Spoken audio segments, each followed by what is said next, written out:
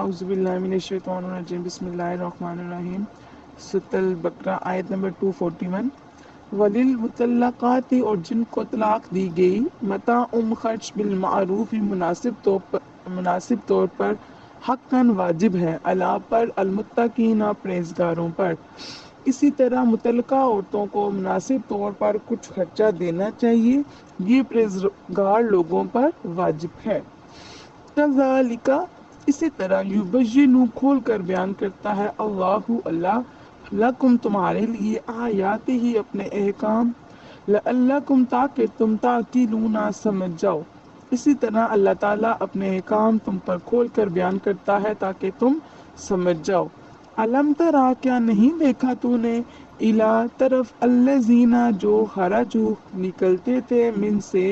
دیارہم اپنے گھروں. کیا آپ نے ان لوگوں کو نہیں دیکھا جو ہزاروں کی تعداد میں موت کے ڈر سے اپنے گھروں سے نکلتے تھے؟ من دیارہم اپنے گھروں سے وہم اور وہ الوف ہزاروں ہزارہ ڈر الموتا موت کے. یہاں تک ایکسپلینیشن دیکھ لیتے ہیں کہ موت ایک عالمگیر صداقت ہے. صداقت مطلب سچائی ہے جس سے فرار ممکن نہیں، جس سے بچنا ممکن نہیں ہے. اس حقیقت کو اجاگر کرنے کے لیے قرآن مجید نے ایک گزشتہ قوم کی مثال بیان کی ہے کہ وہ موت سے بچنے کے لیے گھر بار چھوڑ کر بھاگ نکلی، لیکن اللہ تعالیٰ نے ان پر موت مسلط کر دی اور کچھ عرصے کے بعد دوبارہ زندہ کر کے واضح کر دیا کہ موت سے بھاگنا ممکن نہیں ہے. فقالا تو فرمایا لہم انہیں اللہ نے موتوا مر جاؤ، ثم پھر احیاہم زندہ فرمایا انہیں. انا بے شک اللہ لذو فضل بڑا مہربان علی الناس لوگوں پر ولیکن لیکن اکثر الناس اکثر لوگ لا یشعرون شکر نہیں کرتے. تو اللہ تعالیٰ نے ان سے فرمایا مر جاؤ، پھر انہیں زندہ فرمایا. بے شک اللہ تعالیٰ لوگوں پر بہت مہربان ہے لیکن اکثر لوگ شکر نہیں کرتے. وقاتلوا اور لڑائی کرو فی سبیل اللہ کی راہ میں، اور اللہ کی راہ میں لڑائی کرو. یہاں تک ایکسپلینیشن دیکھ لیتے ہیں کہ اس وضاحت کے بعد کہ موت سے فرار ممکن نہیں، یعنی موت سے بچنا ممکن نہیں، اب مسلمانوں کو جہاد کی ترغیب دی جا رہی ہے کہ جان نے تو آخر ایک دن جانا ہی ہے، لیکن کتنا خوش نصیب ہے وہ انسان جس کی جان دین کی سربلندی میں کام آئے. نیکسٹ دیکھتے ہیں. اللہ کی وعلموا اور جان لو انا بے شک اللہ تعالیٰ سمیع سب کچھ سننے والا، علیم سب کچھ جاننے والا. اور جان لو کہ بے شک اللہ تعالیٰ سب کچھ سننے والا اور جاننے والا ہے. من کون الذی جو یقرض قرض دے اللہ تعالیٰ کو، ہے کوئی جو اللہ تعالیٰ کو قرض حسنہ دے. یہاں تک ایکسپلینیشن دیکھ لیتے ہیں کہ جو انسان حلال کی کمائی سے خلوص نیت کے ساتھ اللہ تعالیٰ کو قرض حسنہ دے، یعنی اس کی راہ میں خرچ کرے، تو اللہ تعالیٰ اس کے قرض کو کئی گنا زیادہ کر دے گا اور دونوں جہاں میں اس کو برکتوں سے مالا مال فرمائے گا. مطلب آپ اللہ تعالیٰ کی راہ میں خرچ کرتے ہیں، کہیں پہ خرچ کرتے ہیں تو اس نیت سے کہ یہ ہم اللہ کی راہ میں خرچ کر رہے ہیں، تو اللہ تعالیٰ دونوں جہان میں اس کو مالا مال فرما دے گا. رزق کی تنگی اور فراخی اللہ تعالیٰ کے ہاتھ میں ہے. مطلب رزق کو کم دینا یا زیادہ دینا یہ اللہ تعالیٰ کے ہاتھ میں ہے. اس کی راہ میں فراخ دلی سے یعنی کھلے دلی سے خرچ کرنا، کیونکہ اللہ تعالیٰ کے گناہ زیادہ کرنے کا وعدہ فرما رہا ہے. اور بخل نہ کرو یعنی کنجوسی نہ کرو، ممکن ہے وہ ناراض ہو جائے اور تمہیں محتاج و کنگال بنا دے. راہ خدا میں خرچ کرنے سے کتنا اجر و ثواب ملتا ہے. ایک حدیث پاک کا مفہوم مثال کے طور پر ملاحظہ کریں کہ جو انسان حلال کی کمائی سے اللہ تعالیٰ کی راہ میں ایک کھجور کے دانے کے برابر خیرات کرے، اللہ تعالیٰ اسے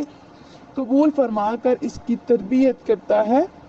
حتیٰ کہ قیامت کے دن اس کھجور کے دانے کا ثواب احد پہاڑ سے بھی بڑا ہوگا. دیکھیے احد پہاڑ اتنا بڑا پہاڑ ہے، اس سے بھی زیادہ ہوگا ایک کھجور کا دانہ. یہ صرف ہمیں مثال دیکھ کے سمجھائی جا رہی ہے کہ اللہ تعالیٰ کی راہ میں خرچ کرنا سے کتنا بڑا ثواب ہے.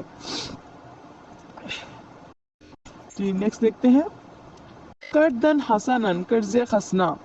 فیضاعفہ تو بڑھا دے وہ اسے لہو اس کے لیے اضعافاً کئی گنا. واللہ اور اللہ تعالیٰ یقبض تنگ کرتا ہے، ویبسط اور فراغ کرتا ہے، والیہ اور اسی کی طرف ترجعون تم لوٹائے جاؤ گے. تو اللہ تعالیٰ اس قرض کو اس کے لیے کئی گنا بڑھا دے، اور اللہ تعالیٰ ہی تنگی اور کشادگی فرماتا ہے اور اسی کی طرف تم لوٹائے جاؤ گے۔ علم ترا کیا نہیں دیکھا تم نے، الا طرف الملائی گروہ من سے بنی اسرائیل، بنی اسرائیل کے، من سے بعدی بعد موسیٰ اس جب قالو کہا انہوں نے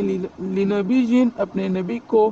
لہم اپنے، اب اس مقرر کر دو، لنا ہمارے لیے، مالکن ایک امیر، نقاتل ہم لڑائی کریں، فی سبیل اللہ اللہ کی راہ میں۔ کیا آپ نے موسیٰ علیہ السلام کی وفات کے بعد بنی اسرائیل کے اس گروہ کو نہیں دیکھا جب انہوں نے اپنے نبی سے کہا کہ ہمارے لیے ایک امیر مقرر کر دو تاکہ ہم اللہ کی راہ میں جہاد کریں۔ یہاں تک تفسیر دیکھ لیتے ہیں کہ حضرت موسیٰ علیہ السلام کی وفات کے بعد کا واقعہ ہے کہ عمالقہ نے بنی اسرائیل پر حملہ کیا اور فلسطین کے اکثر حصوں پر قبضہ کر لیا۔ بنی اسرائیل کے سرداروں کی ایک جماعت نے اس زمانے کے نبی حضرت سموئیل علیہ السلام کی خدمت میں عرض کی، ہمارے لیے ایک امیر مقرر کر دیں جس کی قیادت میں ہم عمالقہ سے جہاد کر کے اپنے علاقے آزاد کرائیں۔ حضرت سموئیل علیہ السلام نے ان کے سابقہ کردار کے پیش نظر فرمایا، کہیں ایسا نہ ہو کہ اللہ تعالیٰ تم پر جہاد فرض کرے اور تم جہاد سے منہ موڑ جاؤ۔ اس پر وہ کہنے لگے، یہ نہیں ہو سکتا، عمالقہ نے ہمیں گھروں سے نکالا، ہمیں بچوں سے جدا کیا، لہٰذا اب ہم ضرور جہاد کریں گے۔ لیکن جب جہاد فرض ہوا تو گنتی کے چند آدمیوں کے سوا سب نے جہاد کرنے سے انکار کر دیا۔ یہ واقعہ مسلمانوں کو اس لیے سنایا جا رہا ہے تاکہ وہ بنی اسرائیل کے بزدلی، کنج بخشی اور ہٹ درمی سے عبرت حاصل کریں۔ نیکسٹ دیکھتے ہیں۔ جی، قولا نبی نے کہا، حل عصیتم کہیں ایسا نہ ہو ان کے کتبہ فرض کر دیا جائے، علیکم تم پر، القتال جہاد، اللہ تقاتلو تو تم جہاد نہ کرو۔ قالو وہ کہنے لگے، وما لانا اور نہیں ہمارے لیے، اللہ کے نہ، نقاتل ہم جہاد کریں، فی سبیل اللہ اللہ کی راہ میں، وقد اور یقیناً، اخرجنا ہم نکالیں گے، من سے دیارنا اپنے گھروں، اور ابنائنا اپنے فرزندوں یعنی بیٹوں، فلما مگر جب کتبہ فرض کر دیا گیا، علیہم ان پر، القتال جہاد، تولوا تو منہ پھیر لیا انہوں نے، الا بجز قلیلاً چند نے، منہم ان میں سے، واللہ اور اللہ تعالی، علیم خوب جانے والا، بالظالمین ظالموں کو۔ نبی نے کہا کہیں ایسا نہ ہو کہ تم پر جہاد فرض کر دیا جائے تو تم جہاد نہ کرو۔ انہوں نے کہا ہمارے لیے کوئی وجہ نہیں کہ ہم اللہ تعالیٰ کی راہ میں جہاد نہ کریں، حالانکہ ہمیں اپنے گھروں سے نکال دیا گیا ہے اور بچوں سے جدا کر دیا گیا ہے، مگر جب ان پر جہاد فرض کیا گیا تو چند لوگوں کے سوا سب نے منہ پھیر لیا، اور اللہ تعالیٰ ظالموں کو خوب جاننے والا ہے۔ وقالا اور کہا، لہم انہیں، نبیہم ان کے نبی نے، انا بے شک اللہ اللہ تعالیٰ، قد بعثا مقرر فرما دیا ہے، لکم تمہارے لیے، طالوت، اور ان کے نبی نے ان سے کہا بے شک اللہ تعالیٰ نے طالوت کو تمہارے لیے امیر مقرر فرما دیا ہے۔ یہاں تک ایکسپلینیشن دیکھ لیتے ہیں کہ بنی اسرائیل کی خواہش پر اللہ تعالیٰ نے طالوت کو جب ان کا امیر مقرر کر دیا تو وہ اعتراض کرنے لگے کہ یہ غریب اور ایک عام آدمی ہے، یہ ہمارا امیر کیسے بن سکتا ہے۔ اس پر حضرت سموئیل علیہ السلام نے فرمایا، یہ میرا انتخاب نہیں بلکہ اللہ تعالیٰ نے اس کو امیر مقرر فرمایا ہے، اور اللہ تعالیٰ بہتر جانتا ہے جسے چاہے اپنے ملک عطا فرماتا ہے، نیز امارت و قیادت کے لیے نسل اور مال نہیں بلکہ علم و شجاعت کی ضرورت ہوتی ہے، اور ان صفات کے اعتبار سے طالوت تم سب سے ممتاز ہے، مطلب تم سب سے افضل ہے۔ نیکسٹ دیکھتے ہیں۔ قالو بولے، انا کیوں کر، یکون ہو سکتا ہے، لہو اسے حق، الملک حکومت کا، علینا ہم پر، ونحن حالانکہ ہم احق زیادہ حقدار ہیں، بالملک حکومت کے، منہ اس سے، ولم اور نہیں یؤتا دی گئی اسے سعتن فراگی من المالی مال سے۔ وہ کہنے لگے وہ ہم پر حکمران کیسے ہو سکتا ہے حالانکہ ہم اس سے زیادہ حکومت کے مستحق ہیں، اور اس کی تو مالی فراگی بھی نہیں دی گی، مطلب اس کے پاس تو اتنا مال بھی نہیں ہے۔ قال فرمایا انا بے شک اللہ اللہ تعالیٰ استفاء چن لیا ہے اسے علیکم تمہارے مقابلے میں، وزادہ اور زیادہ دی ہے اسے بسطاتن کشادگی، فی العلم علم میں، والجسمی اور جسم میں۔ تو نبی نے فرمایا اللہ تعالیٰ نے تمہارے مقابلے میں اسی کو منتخب فرمایا ہے اور اس کو علم اور جسم میں کشادگی عطا فرمائی ہے۔ واللہ اور اللہ تعالیٰ یؤتی عطا کرتا ہے ملکہ اپنا ملک میں یشاء جسے چاہتا ہے، واللہ اور اللہ تعالیٰ واسع وسعت والا علیم سب کچھ جاننے والا، اور اللہ تعالیٰ جسے چاہے اپنا ملک عطا فرماتا ہے اور اللہ تعالیٰ وسعت والا سب کچھ جاننے والا ہے۔ وقالا اور کہا لہم انہیں نبیہم ان کے نبی نے انا کے آیاتا نشانی ملکی ہی اس کی بادشاہی کی، آئیں کہ یاتی یاکم آئے گا تمہارے پاس التابوت ایک صندوق، فی ہی اس میں سکینت تسلی من ربکم تمہارے رب کی طرف سے، وبقیتن اور بچی ہوئی چیزیں مما جنہیں تارکا چھوڑ گئی آلو موسیٰ اولاد موسیٰ و آلو ہارون اور اولاد ہارون، تحملہ اٹھا لائیں گے اسے الملائکۃ فرشتے، اور ان کے نبی نے ان سے فرمایا اس کی بادشاہی ہی امیر مقرر ہونے کی نشانی یہ ہے کہ تمہارے پاس وہ صندوق آئے گا۔ یہاں تک ایکسپلینیشن دیکھ لیتے ہیں پہلے کہ طالوت کے انتخاب پر بنی اسرائیل نے جب نشانی کا مطالبہ کیا تو سموئیل علیہ السلام نے فرمایا اس کی نشانی یہ ہے کہ تمہارے سامنے طالوت کے پاس فرشتے وہ صندوق واپس لائیں گے جو ہمالکا تم سے چھین کر لے گئے تھے۔ اس صندوق میں حضرت موسیٰ علیہ السلام اور ہارون علیہ السلام کے تبرکات ہیں جن کی وجہ سے آپ کے دلوں کو تسکین یعنی سکون حاصل ہوگا۔ جب فرشتے اس بیل گاڑی کو لے کر آئے جس پر یہ صندوق رکھا ہوا تھا تو بنی اسرائیل نے نعرہ تکبیر بلند کیا، ان کے حوصلے بلند ہو گئے اور انہیں طالوت کے امیر بننے کا بھی یقین ہو گیا۔ صندوق میں حضرت موسیٰ علیہ السلام اور حضرت ہارون علیہ السلام کی لاٹھیاں، ان کے کپڑے اور تورات کے ٹکڑے تھے۔ بنی اسرائیل نے جب دشمنوں سے جنگ کرتے تو اس صندوق کو اپنے آگے رکھتے اور اس کے وسیلے سے اللہ تعالیٰ سے اپنے دشمنوں کے خلاف فتح کی دعا کرتے۔ اس آیت سے یہ بھی واضح ہو گیا کہ وہ اشیاء جن کا تعلق اللہ تعالیٰ کے مقبول بندوں سے ہوتا ہے ان کی برکت سے دعائیں قبول ہوتی ہیں، مشکلات دور ہوتی ہیں اور دشمنوں پر غلبہ نصیب ہوتا ہے۔ اس کی تائید سورۃ یوسف میں بھی موجود ہے، یعنی جب حضرت یوسف علیہ السلام کی قمیض حضرت یعقوب علیہ السلام کی آنکھوں پر رکھی گئی تو ان کی بینائی لوٹ آئی، مطلب ان کی جو نظر تھی وہ واپس آ گئی۔ یہ جو مکمل واقعہ ہے یہ ہم نیکسٹ سورۃ یوسف میں ڈسکس کریں گے۔ صحابہ کرام رضی اللہ تعالیٰ عنہ بھی رحمت عالم حضور اکرم صلی اللہ علیہ وآلہ وسلم کی طرف منسوب اشیاء کا احترام کرتے اور ان کو اصول برکت کا ذریعہ سمجھتے۔ مثال کے طور پر ام المومنین حضرت عائشہ صدیقہ رضی اللہ تعالیٰ عنہ حضور اکرم صلی اللہ علیہ وآلہ وسلم کے جبہ مبارک کو دھو کر اس کا پانی بیماروں کو پلاتی اور اس جبہ کے وسیلے سے بیماروں کے لیے شفا طلب کی جاتی۔ نمبر 2، جنگ یرموک کے دن حضرت خالد بن ولید رضی اللہ تعالیٰ عنہ کی ٹوپی گم ہو گئی۔ انہوں نے مجاہدین کو کہا کہ اس کو تلاش کرو، بعد از اشیاء تلاش بے سیارہ ٹوپی مل گئی۔ اس پر مجاہدین نے اعتراض کیا کہ جنگ کی شدت میں اس بوسیدہ ٹوپی کی تلاش چہمانہ ورد۔ تو حضرت خالد بن ولید نے کہا کہ اس ٹوپی میں حضور اکرم صلی اللہ علیہ وآلہ وسلم کا بال مبارک ہے اور اس میں جس جنگ میں بھی اس ٹوپی کے ساتھ شریک ہوا مجھے اللہ تعالیٰ نے فتح عطا فرمائی۔ مطلب اعتراض کیا نا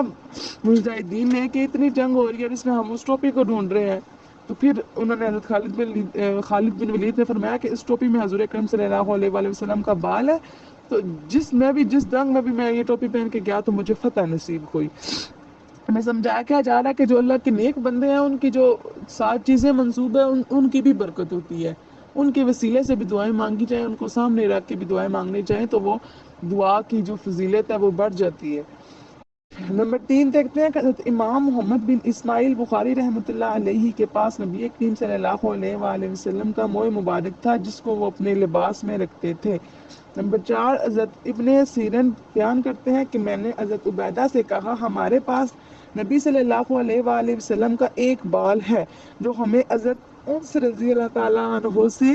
یا ان کے گھر والوں کی طرف سے ملا تھا، تو انہوں نے کہا میرے پاس آپ صلی اللہ علیہ وآلہ وسلم کا ایک بال ہونا مجھے دنیا مافیا سے زیادہ محبوب ہے، مطلب پوری دنیا کے مال سے زیادہ مجھے وہ ایک بال عزیز ہے۔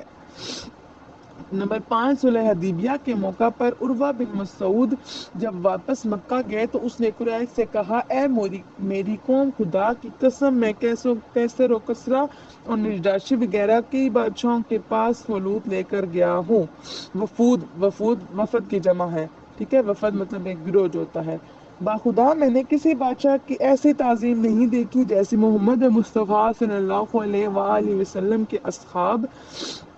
حضرت محمد صلی اللہ علیہ وآلہ وسلم کی تعظیم کرتے تھے۔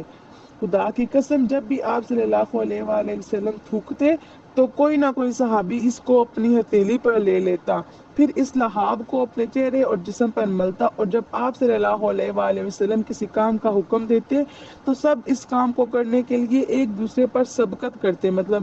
سارے پہل کرتے، ایک چاہتا کہ میں کر لوں، دوسرے چاہتے کہ میں کر لوں۔ اور جب آپ صلی اللہ علیہ وآلہ وسلم وضو کرتے تو آپ صلی اللہ علیہ وآلہ وسلم کے وضو سے بچے ہوئے پانی کو لینے کے لیے وہ سب ایک دوسرے پر اس طرح جپٹ پڑتے جیسے وہ ایک دوسرے کو قتل کر دیں گے۔ اور جب آپ صلی اللہ علیہ وآلہ وسلم بات کرتے تو آپ صلی اللہ علیہ وآلہ وسلم کے سامنے سب خاموش ہو جاتے اور آپ کی تعظیم کی وجہ سے آپ کو گور کرنا دیکھتے۔ لہٰذا مسلمانوں کا مقابلہ ہمارے بس کا روگ نہیں ہے، مگر اہل مکہ اپنی ضد پر اڑے ہوئے ہیں۔ یہاں پہ بیٹے جو ہمیں مین بات سمجھائی جا رہی ہے وہ یہی سمجھا رہی ہے کہ جو اللہ تعالیٰ کے مقبول بندے ہیں، ٹھیک ہے، ان سے جو چیزیں منسوب ہیں ان کی بھی برکت ہوتی ہے اور اللہ تعالیٰ ان کے وسیلے سے بھی مدد فرماتا ہے۔ جی نیکسٹ دیکھتے ہیں۔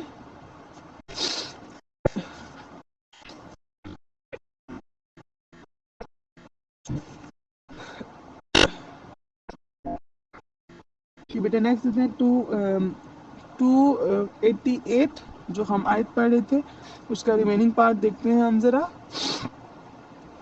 جی اور کہا، یہاں تک ہم نے کہا، اور کہا انہیں اس کے نبی نے کہ اس کی بادشاہی کی نشانی یہ ہے کہ آئے گا تمہارے پاس ایک صندوق، اس میں تسلی کا سامان ہوگا تمہارے رب کی طرف سے، اور اس میں بچی ہوئی چیزیں ہوں گی جنہیں چھوڑ گئی ہیں اولاد موسیٰ اور اولاد ہارون، اٹھائیں گے اس صندوق کو فرشتے۔ انا بے شک فی ذالک، اس میں لآیات بڑی نشانی، لکم تمہارے لیے، ان اگر تم ہو المؤمنین ایماندار، اس میں بڑی نشانی ہے تمہارے لیے اگر تم ایماندار ہو۔ فلما پھر جب فصلہ روانہ ہوا طالوت بالجنودی اپنی فوجوں کے ساتھ، قال اس نے کہا انا بے شک اللہ مبتلیکم آزمانے والا ہے تمہیں بنہر ایک نہر سے، فمن سو جس نے شاربہ پی لی منہ اس سے، فلیسا وہ نہیں، منی میرے سے، ومن اور جس نے لم یت امہ نہ پیا اسے، فإنہ وہ یقیناً منی میرے سے، الا مگر من جس نے ایک طرفہ بیل لیا، غرفتن ایک چلو، بیادی اپنے ہاتھ سے، فشاربو پس سب نے پیا، منہ اس سے، الا مگر قلیلاً چند نے، منہم ان میں سے۔ پھر جب طالوت فوج لے کر روانہ ہوا تو اس نے کہا بے شک اللہ تعالیٰ تمہیں ایک نہر کے ذریعے آزمانے والا ہے، جس نے اس سے پانی پی لیا وہ میرا ساتھی نہیں، اور جس نے نہ پیا وہ یقیناً میرا ساتھی ہے، البتہ جو اپنے ہاتھ سے ایک چلو پی لے اس پر کوئی حرج نہیں، لیکن سوائے چند لوگوں کے باقی سب نے خوب پی لیا۔ یہاں تک ایکسپلینیشن دیکھ لیتے ہیں کہ جنگ کے دوران مجاہدین کے لیے ضروری ہے کہ وہ بھوک، پیاس اور دیگر تکالیف کو صبر کے ساتھ برداشت کرے، نیز اطاعت امیر ہر حال میں ضروری ہے، لیکن دشمن کے مقابلے میں تو اس کی اہمیت کئی گنا زیادہ ہو جاتی ہے۔ چنانچہ ان دونوں باتوں کی تربیت اور امتحان کے لیے طالوت نے کہا کہ اس نہر سے پانی پینے کی اجازت نہیں ہے، جس نے پانی پیا اس کا وہ میرا ساتھی نہیں ہوگا، ہاں اگر پیاس کی شدت ہو تو ایک آدھا چلو پینے کی ضرورت اجازت ہے، لیکن ہوا یہ کہ اکثریت نے خوب سیر ہو کر پانی پیا اور طالوت کی فوج سے کنارہ کشی اختیار کر لی۔ صرف چند مخلصین اس امتحان میں کامیاب ہوئے جن کی تعداد 313 بتائی گئی ہے، جو کہ اصحاب بدر کی تعداد ہے۔ نیکسٹ دیکھتے ہیں فشاربو پس فلما پھر جب جاوزاہو عبور کیا اسے ہوا اس نے والذین اور جو آمنو ایمان لائے تھے معاہو اس کے ساتھ قالو کہنے لگے لا طاقت کچھ طاقت نہیں لنا ہم میں الجوم آج بجالوتا جالوت و جنودی اور اس کے لشکر۔ پھر جب طالوت اور اس کے ساتھ ایمان والے اس دریا سے گزر گئے تو کہنے لگے آج جالوت اور اس کی فوج کے ساتھ لڑنے کی ہم میں طاقت نہیں۔ قالا کہا الذین جو یظنون یقین رکھتے تھے انہم کہ وہ ملاقات کرنے والے ہیں اللہ سے کم بارہا من فئتن جماعتیں قلیلتن چھوٹی غالب آئی ہیں فئتن جماعتوں پر کثیرتن بڑی باذن اللہ کے حکم سے۔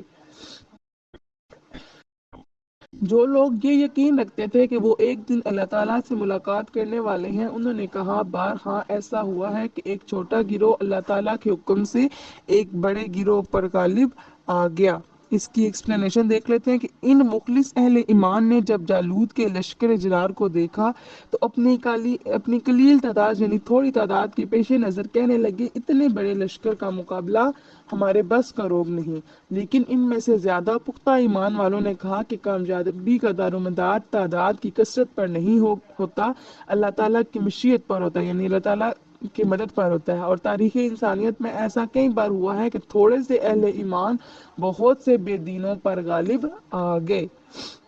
واللہ اور اللہ ساتھ